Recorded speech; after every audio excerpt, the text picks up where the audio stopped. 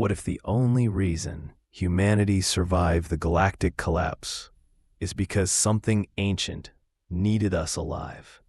Reeve didn't know that answer yet, but the stars did. And on that night, they began to move.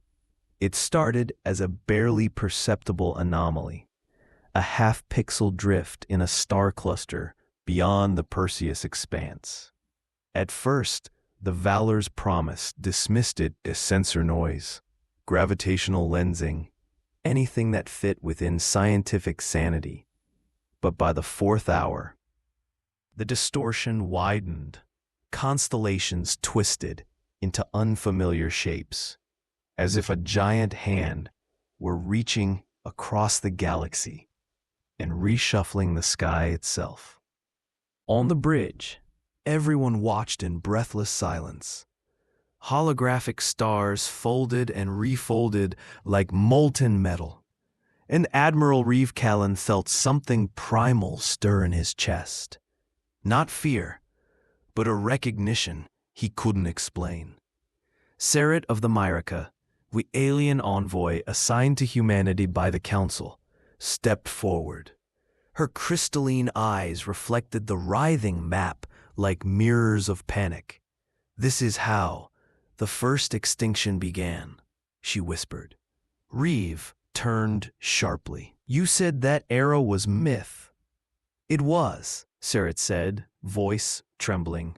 "Until now." Before Reeve could ask more, the ship lurched. A gravitational convulsion slammed into them like a tidal wave made of space-time itself. Lights flickered. A low, predatory hum vibrated through every hull plate, as if something enormous had brushed against reality. Every alien on the bridge collapsed instantly, clutching their heads. Every human stayed conscious. Reeve felt his heart hammering. This wasn't random. This pulse was selective. He shouted for medics, but his voice died as a symbol materialized on the main display. A shape older than written language, older than human civilization. A perfect, fractal ring of spiraling geometry. The same symbol that had been carved into the ice crusts of Europa long before humanity discovered fire. The mark of the architects. A second pulse hit. Not physical, mental, not sensory, memory. Visions ignited in every human mind like a supernova behind the eyes. Reeve saw star forges so large they tinted galaxies red with their heat. Ships the size of moons drifting through cosmic rivers of plasma. He saw beings sculpting stars as though they were clay, weaving matter and consciousness together like strands of silk. And then he saw humans, millions of them, suspended in crystalline chambers, their genomes being rewritten by hands that shimmered with starlight. A voice, ancient and cold, whispered inside the vision. "Endurance is not a trait, it is a design." Reeve collapsed to one knee. The vision shattered. His breath trembled. If he had possessed any doubt before, it was gone now. Humans weren't survivors by chance. Someone, something, made them that way.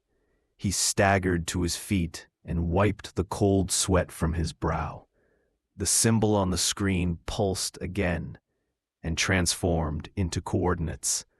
Reeve's stomach dropped as he recognized them. A system the Council officially declared non-existent. A world erased from every star map.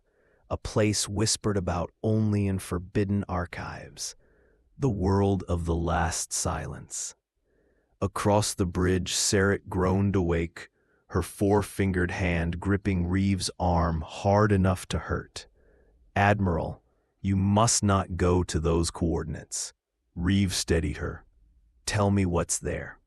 Her eyes shimmered with a fear Reeve had never seen from her species. That world ends species.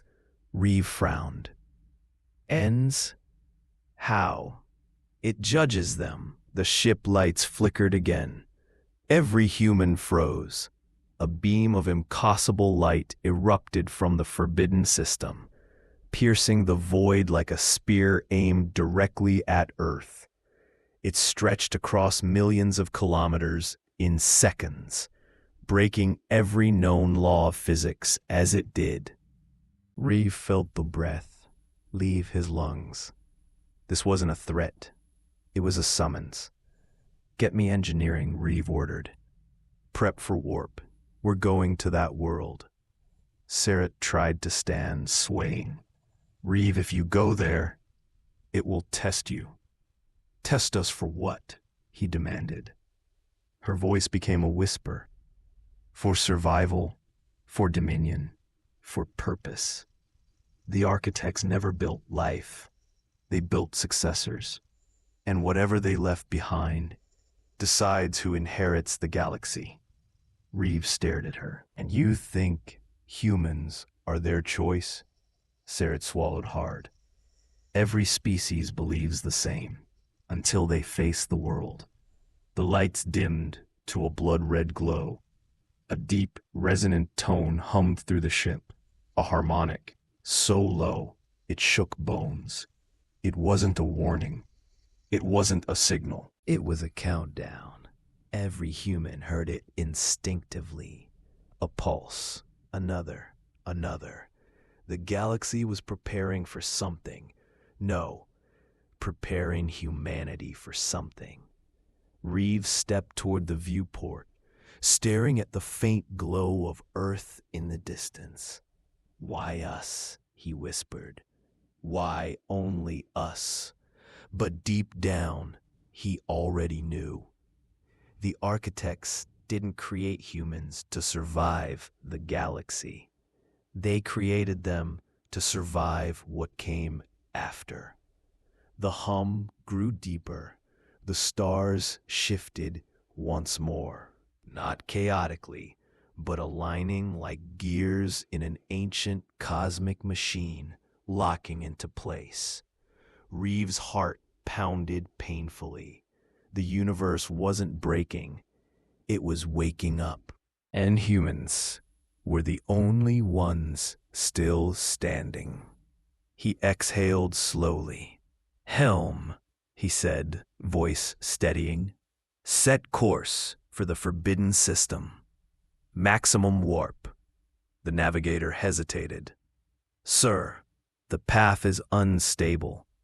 Spacetime is folding in on itself ahead." Reeve stared at the glowing coordinates. "Then let's hope," he whispered.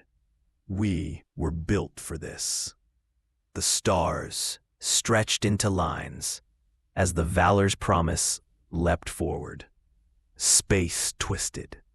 Reality strained. Every bulkhead groaned like a creature in pain. And then, just for a moment, a heartbeat. Reeve saw a silhouette in the distortion. A shape standing in the fold of space. Tall, luminous, watching. And it was human, but not. Then the ship snapped back into normal space. Reeve gripped the console, gasping. What the hell had he just seen? The forbidden world filled the viewport. A dead, fractured planet orbiting a star that shouldn't exist. Surrounded by monoliths the size of mountains. A whisper crawled through the comms. Not a voice, a thought. Successors arrive. Reeve's blood turned to ice. They had been expected. The countdown stopped. The tests were about to begin, and for the first time since leaving Earth, the Admiral felt something deeper than fear. Purpose. The architects hadn't abandoned the galaxy.